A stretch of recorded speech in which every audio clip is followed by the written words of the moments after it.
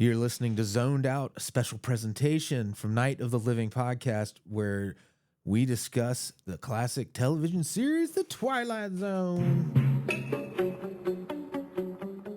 The greatest television series of all time. So, Freddy, speaking Yes, of the Joe. Twilight Zone, Yeah. My girlfriend reminded me last night. I was getting coffee just before we started here, and she's like, can we talk about your sleep a little bit? And I was like, about my, I was like, oh yeah. She reminded me last night I woke up and I thought I was dead. You woke up. So you were having like almost like a night terror kind of situation? So I have a sleep disorder. Yeah. It's called a parasomnia okay, so some people, this is like the super basic overview of it, is when you fall asleep, your brain releases chemicals, stuff in your body that paralyze your muscles so you don't act out your dreams. Some people, the brain releases too much, and that's where you get sleep paralysis. So you try and wake up and you can't move your body, and people see like the old woman at the end of the bed. I had My mom that used to when I see was a werewolf. Kid. Yeah. Okay. My brain does the opposite. So my brain does not release enough chemicals. So I will act out my dreams. So there's parts of my dreams that I will wake up and I'm not really awake because my brain is still in the dream state, but I'm now moving around and doing stuff. So like you've heard the crazy stories about the guy who woke up and drove a car and made a sandwich and stuff like that. I've never done anything to that level because I usually jar myself out of it before that. But if I'm under a lot of stress or had a lot of like, my body's under a lot of physical stress for whatever reason, I will wake up and I'll do this. And so last night I like startled awake and I was like, oh, it happened. She's like, baby, what happened? I was like, I died. I bet that freaked the shit out of her. Right? And she was like, what? No, baby, you're not dead. Nope, I'm pretty sure I'm dead. so sure. And my first thought was, oh, she's telling me I'm not dead, so I don't do something stupid like try and fly or something. I don't even know. That's funny. So that reminds me. You've have you ever seen Sleepwalk with Me, the Mike Birbiglia? yes, Yeah. in fact, I went and saw that live, and it was Mike Birbiglia and Ira Glass they were both hosting it, and they did a Q&A after. It was a great session. I got to actually ask him a question, and he and I saw the same doctor. Oh, that's so for weird. Sleep stuff. Huh. So that same thing he's got. Yeah. That's a variation. I've got a variation of it. My life isn't nearly as stressful as a stand-up comics, but yeah. Huh. So it's so stuff. weird.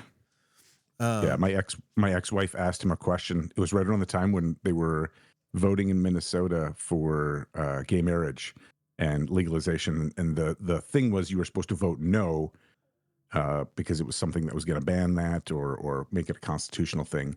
And Mike Birbiglia had no idea, so he's like reading. She's wearing a shirt, and he's like, Your shirt says vote no, and the crowd just went nuts, and she was like pumping her fist in the air, like yeah, you know. So, and then later we legalized it, so that was awesome. But yes, digression. No worries. So we're talking about Nervous Man in a $4 room today. Yeah, that poor guy in his hot room. Yeah, it did look hot. This original air date was October 14th, 1960. The fifth of 9 episodes directed by Douglas Hayes. We already talked about him in When the Sky Was Opened, but he also did Elegy, The Chaser, and The After Hours. He's going to return to direct The Howling Man next. So yeah, good stuff. That's like one of my absolute favorites. Totally. Written by Rod Serling. The music for this episode, it's Jerry Goldsmith. He wrote the score for Chinatown, which is a connection between this episode and that movie. Is Joe Mantel was a major character in that movie. He was Jack Nicholson's partner in Chinatown. Yeah. And Jerry Goldsmith also did the music for Chinatown. So there's those connections. It's like, like Lincoln had a secretary named Kennedy sort of thing. Except this stands to total logic. It's not really that weird. They all know. Yeah, they're all in the same industry. Right, right. Strike what I said from the record. So yeah, some of this music they used later for an episode, or the promos. No, the promos for Lost in Space, the 1965 Lost in Space. That this episode's music. So when they would run clips to say, "Hey, Lost in Space is on 8:00 on Saturday," you'd hear this. Interesting. I don't remember the music from this very distinctly. You know what? I meant to really listen. You know what I mean? And I just got into the episode so much that I forgot about it. You know, the music, Yeah. which is what they say is like a good composer, just kind of it blends into the scene. But Right. at the same time, like, you know, the musician in me is like, I want to really experience this. Yeah. I'll have to go back and do this. They have the isolated score on the Blu-ray where you can just watch the episode, with just the music. So this has got a really, really small cast. It's a cast of 3, including Serling, so really just 2 people in the actual story. John Jackie Rhodes. This is the first of 2 appearances by Joe Mantell, who I was just talking about from Chinatown. He'll return in season 5, Steel. He retired at 75 and lived to be 94. Wow. You know, a lot of times you see people retire and then they're like, well, I'll be dead in 2 years because I'm not working. Right. I'm not doing what I love to do anymore. But no, he lived a ripe old age. He was, sorry, I repeated myself here in my notes. He delivered the line in Chinatown. Forget it, Jake. It's Chinatown. That's him. Oh, that's that guy. Okay. Yeah. Interesting. And in The Birds, he was the traveling salesman that blows up the gas station with a cigarette or whatever. Do you remember this? I don't remember that moment, but there he's out, you know, I can't remember exactly how it goes down. It's worth rewatching just that scene from the Birds explosion scene. But I can't remember a gas station explosion scene without thinking of Zoolander. So all the rest of them are lost. Smoothies. He had 87 acting credits in all. He appeared in 3 films that are in the National Film Registry.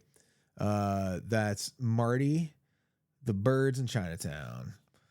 Wow. George, the other character in this piece, this is the first of 2 appearances from someone who is really mostly a screenwriter and a producer, William B. Gordon. He's going to come back in Eye of the Beholder. He's the surgeon in Eye of the Beholder. Oh, wow. Yeah, so he's got a pretty big role in that, too. He's best known as the producer of The Fugitive, the TV series. And also he reminds me of Norm Macdonald's Burt Reynolds in this episode a little bit. Yes. He looked like somebody who, okay, so this is what stood out to me about his acting was it stood out. You know, like it wasn't like, it didn't seem natural. It was a little bit forced because you could tell he was doing kind of it felt like he was doing some of the stuff as opposed to Joe Mantell, who this was, man, when you really watch this and you look at it and you're like, oh, he's totally doing the whatever gangster thing that's like, but he's playing both those characters and he just, I don't know, he really sold it. I thought he did a great job.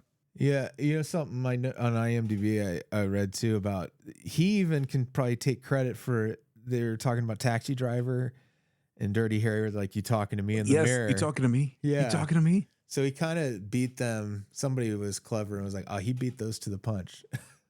There was something too there where I kept thinking the way he was talking, I was like, is this in a Looney Tunes?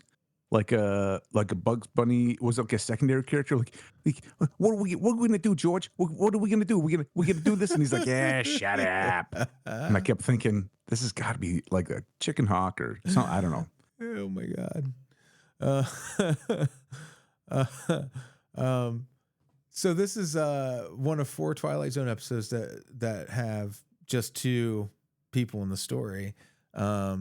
The others are 2 with Elizabeth Montgomery and Charles Bronson, A Game of Pool with Jack Klugman and Jonathan Winters, and then The Encounter with Neville Brennan and George Takei.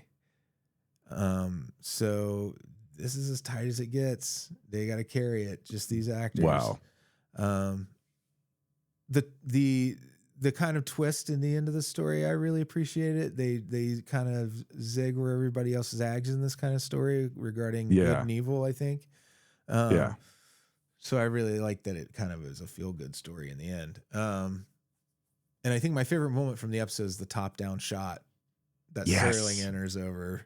But we'll get more into all that stuff. So I'll just take a break right here and we will be right back. Hey, thank you.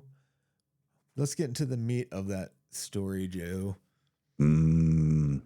Though this meat seems a little sweaty and nasty at the beginning.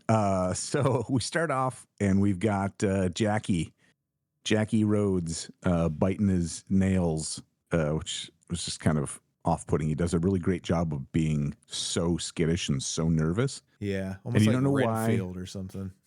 Yeah, exactly. He's kind of over the top, but it wasn't too extreme. It really seemed like he's just really on edge.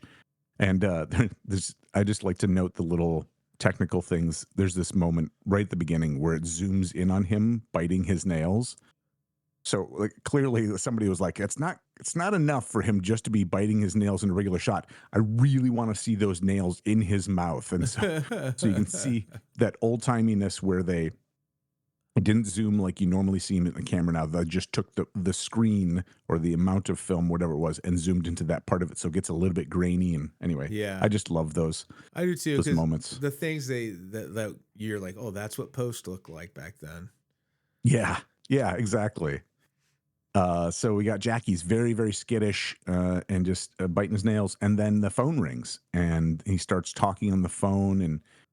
And we can tell he's talking to somebody who's, he's kind of trying to explain himself. He's insecure. He's racked and nervous. And this character, George, apparently is coming over. He just wants to know more about the job. And so you're like, okay, so sounds like he might be doing something not great for this guy. Maybe that's why he's so skittish. I think it's funny that he plays himself as such a kind of cowardly isn't the right word, but I think it's the right word for this moment. And just kind of that put upon, pummeled victim, sort of, but is still not a great guy. And I noticed that even when he's walking with the cord at one point that he it jerks him back because the cord's not long enough. So it was like even the phone was disrespecting him, And so so this is great. And he's just kind of talking and he gets back and he's like, he's being very my high school English teacher would appreciate. He was being obsequious, an obsequious lackey. Fawning over Georgie. Anyway, so then he hangs up the phone and George is coming over, and then we see that great shot from the ceiling's point of view, which I don't know, had that been done before? Yeah, I don't think that's the first time that effect has been used, because I think they've done that in like old musicals, like is it Bugsy or Bugsy Berkeley? But Busby? Bubsy? No, I don't know. Yeah, I'm just gonna keep guessing. But as far as like having an actor walk out, as if they're on the wall there, that seems like more of an original thing. But that shot style is something that's been around. Yeah, and I wonder if that was If you get a chance to go look at old, you can see behind the scenes of some older movies like Freaks, the Todd Browning Freaks movie. Oh yeah. It's really cool to see what they did with these gigantic camera apparatus that they were using, like how much shit they had to move. And, it's just amazing stuff. When you realize that some of those shots, like again, we talked about it in the, I can't remember the name of the episode with the 3 astronauts. Was it Elegy? Yeah, is that the one? There's more than one with 3 astronauts, right? Okay. But yeah, God. Elegy is probably the one you're thinking of. Where they're all on the island, and everybody, or the planet, and everybody's frozen. And there was one shot that I mentioned in that episode too. So go back and listen to that episode. But they were kind of doing the shot where it craned around, and it's like today you'd see that shot and you'd be like, oh, steady cam, or they were on a track or whatever. But it something about it was like, that doesn't seem like something they'd easily be able to do given the giant, the machinery, the cameras weighed hundreds and hundreds of pounds, if not thousands.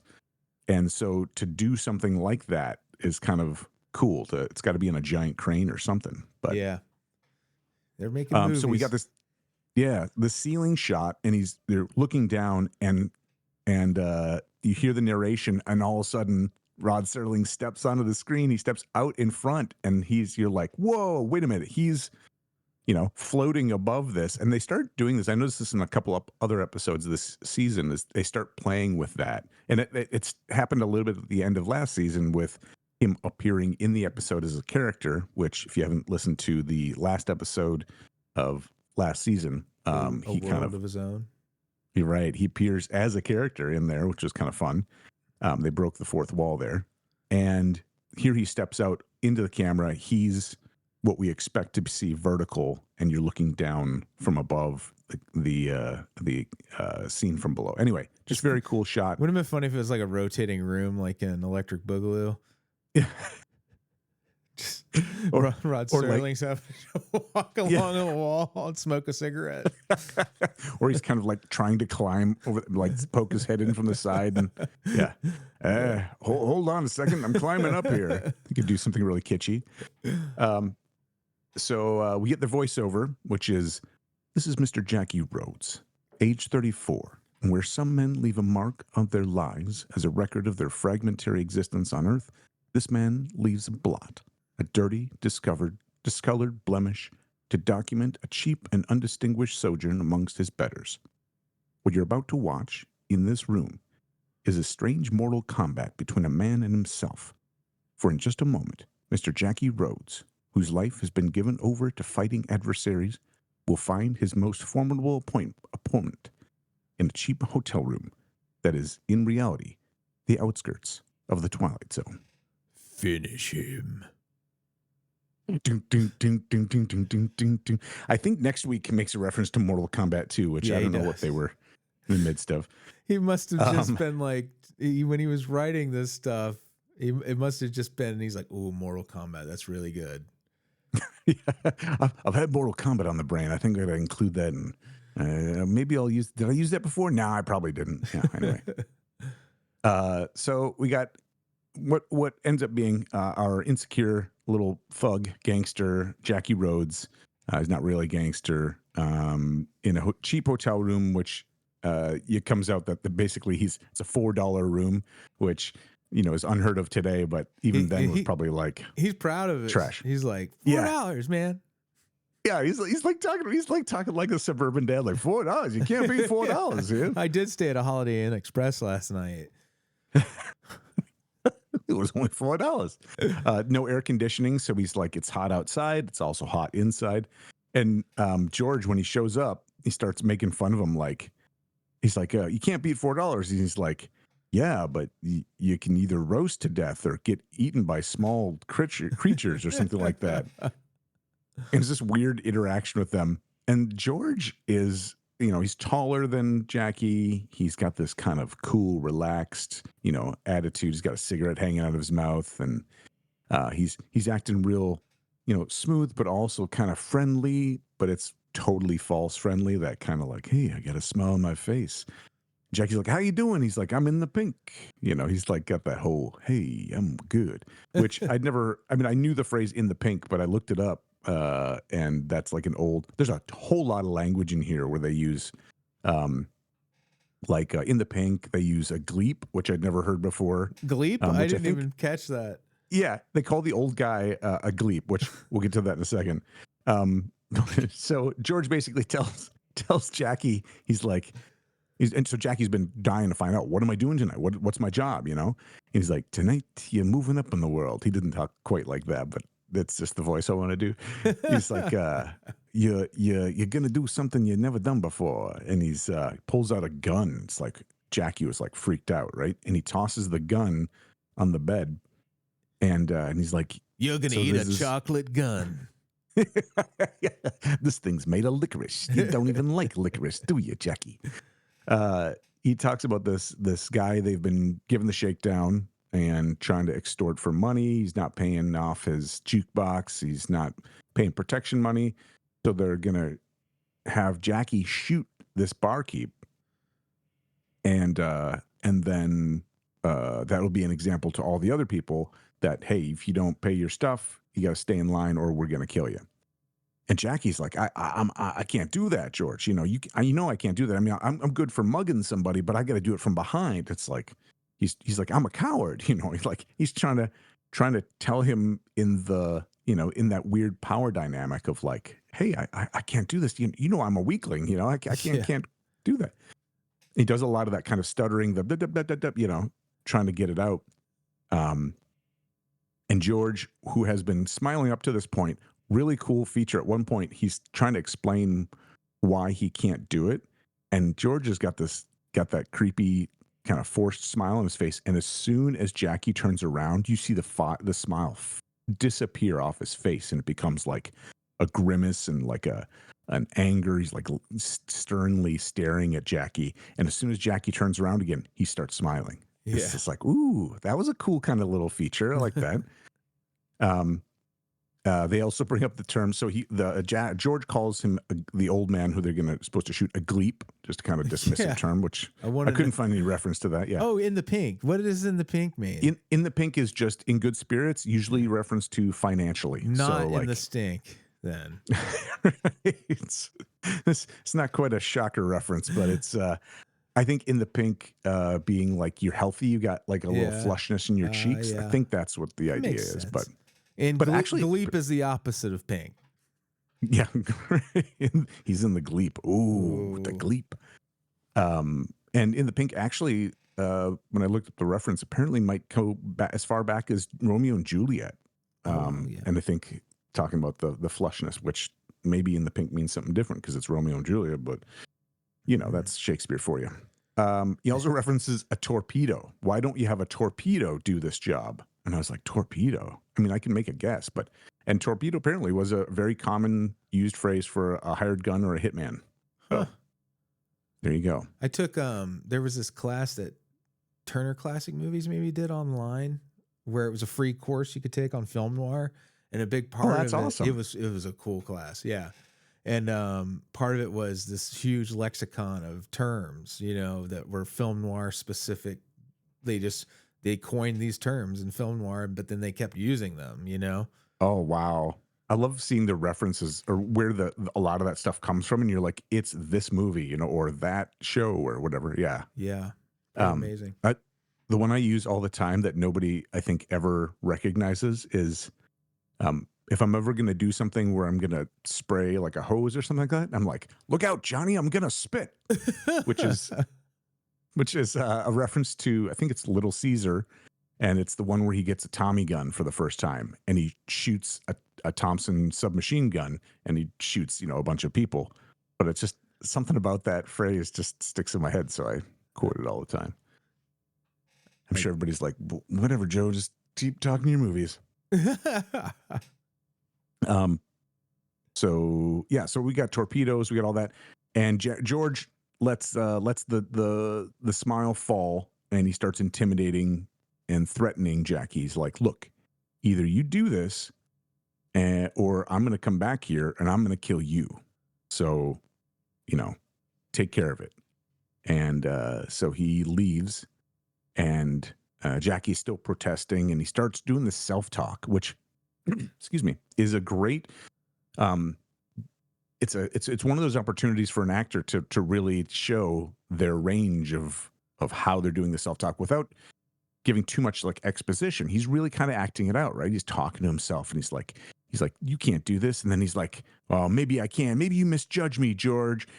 I'm Jackie the killer. Ha ha. He kind of is talking himself up, and turns back and goes back to the mirror, and he's like, oh man, you can't do this though. You're not a killer. You can't, you're a coward. He's doing a lot of that kind of things we would normally do in an internal monologue, talking in the mirror.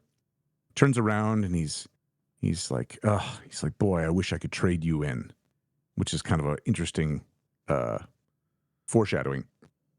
He pulls out a cigarette, and he doesn't have any matches. He's like, oh, that's just you, you got a cigarette, but you got anything to do with it. You're just You keep losing at every turn. Got And all Kool-Aid of a ain't sudden, got no sugar. that's right. That's right.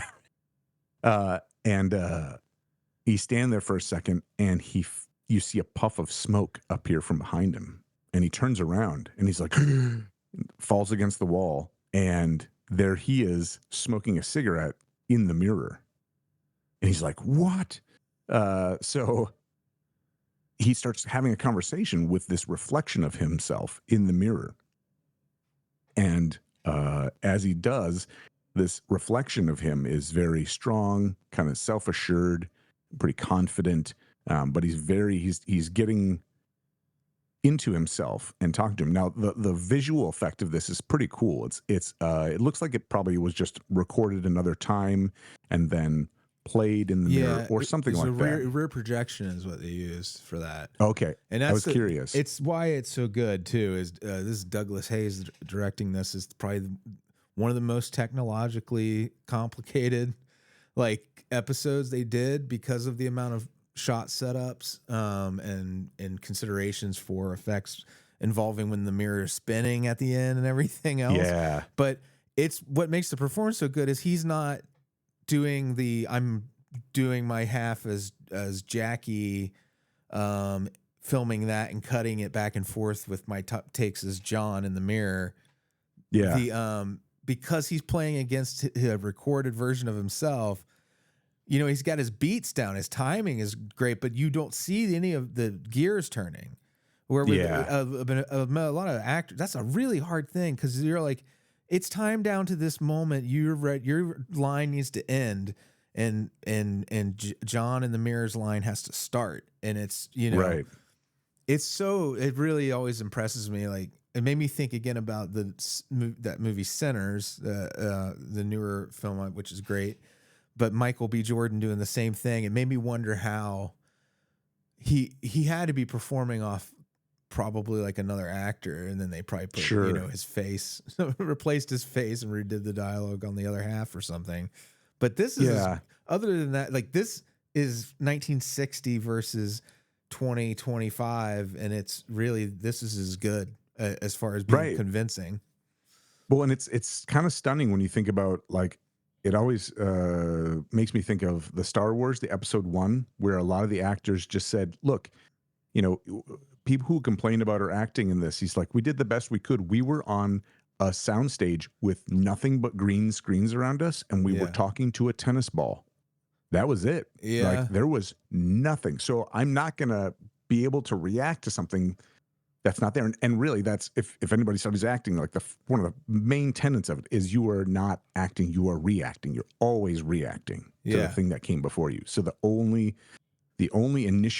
initiating action is the first thing that happens in a play, a movie, or whatever. So I don't know. I just thought it was really interesting, and clearly the mirror had been recorded first, right? Because you can see some moments where his eyes are not quite lining up with Jackie in real time.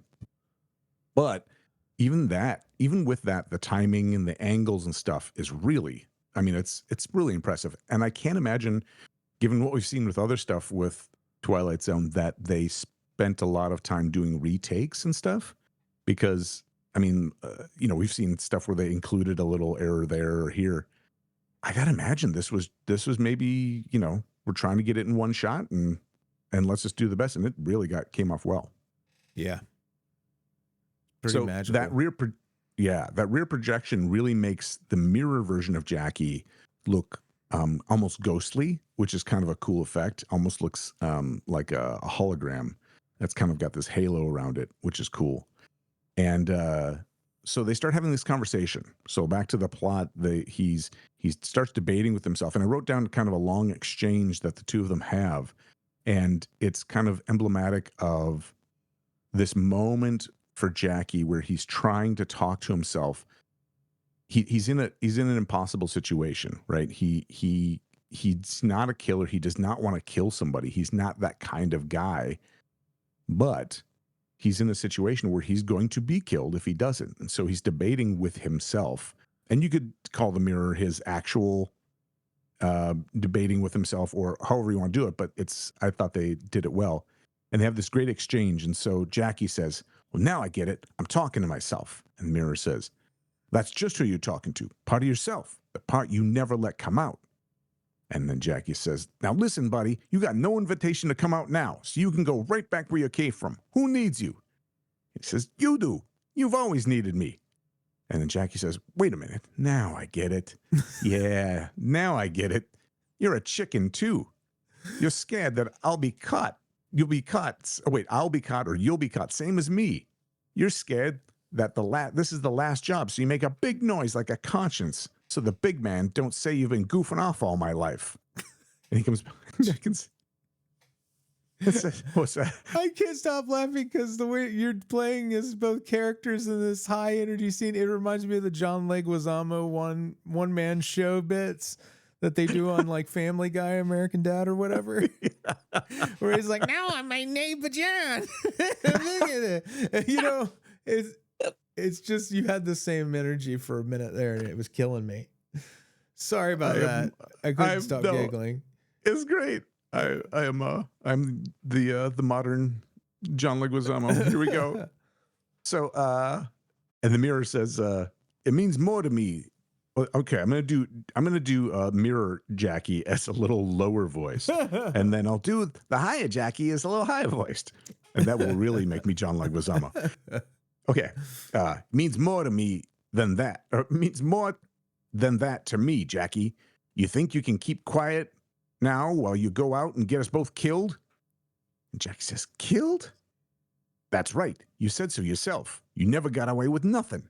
And you know you won't get away with this. And I got a right to live. You had the same chances as me. No chance. So if I'm wrong and you're right, then how come every move I made turned out wrong? How about that, huh? Now Jackie sounds like the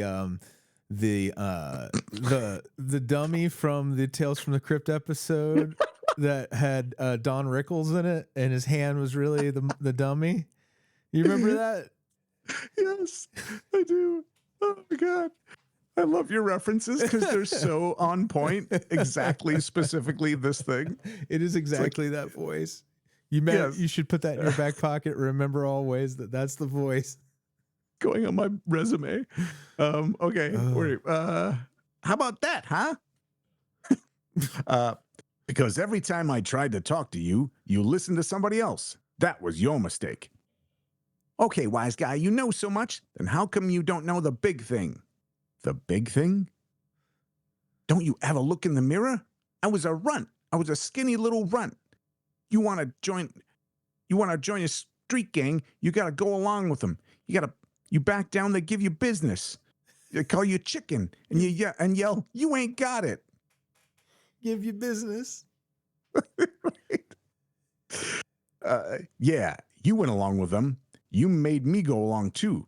First time, we were 10 years old. Remember that? The class picnic? The teacher had a locket, and the catch broke, and she laid it down, and some of the big kids dared you to swipe it. Well, I didn't want to swipe it. I told you I was a runt. They dared me. And a year later, they dared you to break into that grocery store with them, and you went along, and you dragged me along too, and we got caught. And you spent the next 11 months in reform school, and so did I. What did that prove, Jackie? Yak, yak, yak. Talk my ear off. No wonder I cut you down. You were walking on your lower lip the whole time. Walking on your lower lip. That's a crazy reference that is hilarious. I couldn't tell if that meant like he was walking on his lower lip like he was like blubbering too much, but I don't think that would fit. I think it was kind of like he was just talking so much that that his lower lip was apparently hanging out. Anyway. He flapped his lips too hard and too long. Yes. So I'm not going to go. So that was just kind of like a dialogue that I wanted to capture because this is a great movie for that kind of back and forth. And the effects, as we mentioned earlier, it's just very cool to see him interact like that. The mirror goes on to talk with Jackie about how, there was a parole officer that gave Jackie a chance, but he didn't listen. And other people who offered help, but Jackie didn't listen. And then there was Janie Reardon. And it was kind of sweet that they both reacted the way they did, kind of like two guys who were in love with the same gal. And apparently, he's like, what are you talking about? You couldn't love. And he's like, Jackie, I could love. I could love. And apparently he got in trouble when he started going from like the basic robbery stuff to doing shakedowns, and he got caught and went to the penitentiary for 2 years. And during that time, Janie got married and moved away. And he was like, and that was it, you know? So it's interesting to see him kind of relating to himself because he knows himself, right? He's just talking about all this stuff, and it's kind of a sad reflection on what's happened. But he's like, but I want to live. He's like, I don't want you to do this. I don't want it to go kill this guy because that's going to end for both of us. And Jackie's kind of going back and forth, and you can tell he's really kind of torn up about it. But he keeps protesting. He goes, I'm going to go out and knock me off an old man now. And I'm going to cut me a nice slice of cabbage for my troubles. I'm calling the shots. And neither you nor anybody else is going to tell Jackie Rhodes what to do. Neither you or anybody else. And then the phone rings and he goes, oh, yeah, George. George, I'm doing what you told me, George. I'm just on my way out now. So it's like that moment of like, nobody can tell me what to do. Yes, George, I'm doing what you told me to do. Which is a great, I think you see that more often now, that kind of like obvious dichotomy where, but I thought it was good. I was like, I don't feel like I saw that a lot in these older shows and movies and stuff where they kind of made it that obvious where it's like, no, dude, like you're clearly in the wrong. And, so he finishes talking to George and he's getting stressed because George just called him, you know, this is it. And so he's just kind of protesting by the double disappears in the mirror. And so Jackie's like, all right, I'm going to go get ready and I'm going to go do this. And he's like, okay, well, where are you? This is the time I need you. I need to go check how I look before I go out. And the double kind of reappears and they get into a fight, right? And so Jackie, the mirror's like, I know this is the end, you know, so I'm not going to let you go out there. He's like, you're not going to let me, huh? And so he tells him to come on out of there, and he grabs the table that the mirror's attached to, and he kind of pulls it away from the wall. And it's like he's trying to go into. He's like he thinks it's going to be like Wile E. Coyote. Yeah. He kind of pulls it. And you see him look past it behind it like he expected somebody to be there or something, and it's clearly not. And then he's like, oh, well, you know, I'm in control now. And so he's kind of still skittish, but he takes the mirror and he's kind of like messing with him and he flips it, right? And as he does, the mirror starts spinning end over end. And Jackie, again, kind of falls back and does that kind of terrified and lets out this like weird hysterical laugh. And his mirror image has reappeared in the mirror and is getting bigger every time the mirror flips over, which I don't know how they did that. That was really impressive. Yeah. Every time you see the mirror part, the guy, his mirror image is a little bit bigger. So this kind of happens and then it fades out. And you're like, what the hell happened? The next scene, George comes in the door. And he's looking pissed, but he's got that smile on his face again. And Jackie, it kind of pans over, and Jackie's got his head in his hands in the chair. And he says, get up, little man. I'm going to take your skin off foot by foot. And as he does, he kind of gets over to Jackie, and he's like, come on, you know, get up. And Jackie's not getting up. And he says, what do you got to say for yourself, or something like that? And Jackie says, he lifts his head, and you can tell just on the look on his face. And I don't know, there's something about acting where you can transform yourself by just those facial expressions.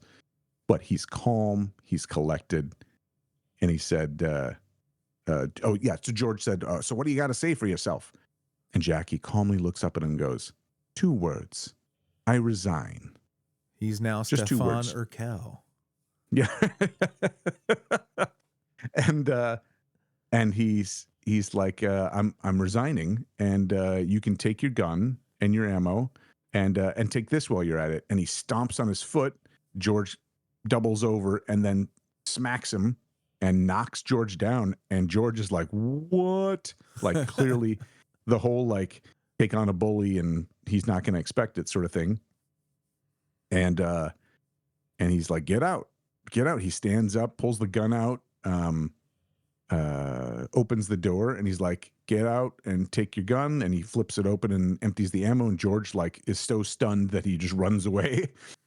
And he throws the gun after George, throws the gun after George, and then takes the bullets and walks over the garbage and drops them in there, and very confidently says, all right, he goes over and picks up the phone or the thing and radios down to the front and is basically like, yeah, no, I'm checking out. And this is John Rhodes checking out of room whatever he was in. He says, this room is, the person must have asked him, like, how was the room? He's like, no, the room was terrible. It's hot. It's a dump. It's a place that's fit for a bum, not me. I was like, oh, yikes. Okay. Bum no longer. And and he says, what to do now? And he goes over and goes to the mirror, and it's Jackie in the mirror. And he's like, well, now we go look for a job. Maybe we get married. Maybe we stop biting our nails. And Jackie kind of like looks at his nails as he's been biting them, and he kind of puts his hand down. And John walks out of the room, looks back at the mirror, and sees only his confident reflection. So Jackie is gone. John is now the reflection. And what if this is Oh, I'm sorry. Go ahead. No, it's okay. I was going to say just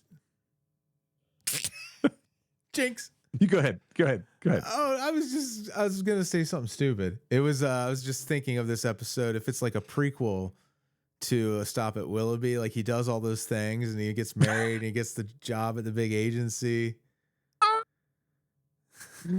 Yeah. It comes full circle. Like, this was terrible. Yeah, I'm going to go kill myself. What have I done? The freedom of the $4 room. And then we get the outro from Mr. Serling. Exit Mr. John Rhodes, formerly a reflection in a mirror, a fragment of someone else's conscience, a wishful thinker made out of glass, but now made out of flesh, and on his way to join the company of men. Mr. John Rhodes, with 1 foot through the door and 1 foot out of the Twilight Zone. Lovely. This episode, I like talking about it more than watching it, actually. Agreed. Agreed. It's like, it's not one of my favorites, but the tech side of it really, you start to appreciate it more and more. And the theming is so tight of, it's such a pure kind of story about, how we all contain like multitudes. Right. I like the idea. First going into it, I wasn't sure what we were going to talk about because I was just kind of like, I don't know. It's kind of just goes kind of quick, and it really does. It goes by kind of quick because you can see the reflection. I like all the kind of old timey language to a certain degree, but at some point you're like, okay, yeah, I get it. You're all gangster. Oh, I love that line. Gonna cut myself a nice slice of cabbage. That was a great one. He's got to go knock over an old man. Yeah, go get some money, knock over an old man. Yeah. Sounds like he's going to Golden Corral or something where he knocks over an old man and then gets a nice slice of cabbage. So after all that, though, I love the dichotomy of the two characters and how that was pulled off. I mean, it gives you appreciation when you pull some of that stuff apart where you're like, well, this was just clearly this. And it's like, well, this was a story that one really, but I guess two really, but really one actor had to bring all of that to life. And it's like, okay, now I can appreciate it, So yeah, at the end of the day, well done to the actor, and we move on. It's a story for Twilight Zone has a story for every stage of your life. And that's a nice observation. That's true. Yeah. This is one of them, this is one of them. Because everybody, you might not be that level of desperate in your life, but everyone has a different kind of idea of what a rock bottom is, Yeah. It's the hero's journey too. You encounter the challenge and you either are defeated by it, or you rise up and overcome it. Absolutely. I like that. Next week is a little sillier. Oh my gosh. A thing about Yes. machines, right? A thing about machines. A thing about machines. I can't wait to talk about this ridiculous episode. Now, there's a little gap. What happened was this episode we're about to talk about next time aired a week late. It's October 28th. So you notice there's a week gap in there. The thing that happened in that week was the last, so on the 21st, the last Kennedy-Nixon debate happened where they had their foreign affairs debate that night. And you notice at the end of Nervous Man in a $4 Room, there's a little thing to remember to vote for your candidate of choice in a little cartoon. Interesting. I didn't get that one on mine. Oh, really? Yeah, it might have just been on the Blu-ray. I'm not watching the Blu-rays. Yeah, that's interesting. Yeah, I thought it was kind of neat. So a little history is tied up right in the middle of all this. Pretty. You think about the 60s culture, like that 3-week period where the final presidential debate and the Kennedy-Nixon campaigns is happening right in the middle of the Twilight Zone and what's happening with music. It's just a weird, like really interesting time. It's not that different. Yeah. Like it now kind of feels, I think, in a lot of ways like, this era as well. Well, it's so interesting too to put that in that historical context, because that's the one, as people reflect, that Kennedy, they thought, came off really well because he was calm and collected, and Nixon refused makeup, so he was all sweaty and all this stuff and didn't appear really good on the camera. So it's weird to think of that happening at the same time was the first time people saw these episodes. That's wild. People were seeing that in televised presidential debates for the first time. Crazy. Cool. I'm looking forward to the next one. A thing about machines. Again, pretty silly. Pretty good time. Thank you, Joe. It'll be good. Thank you, Freddy.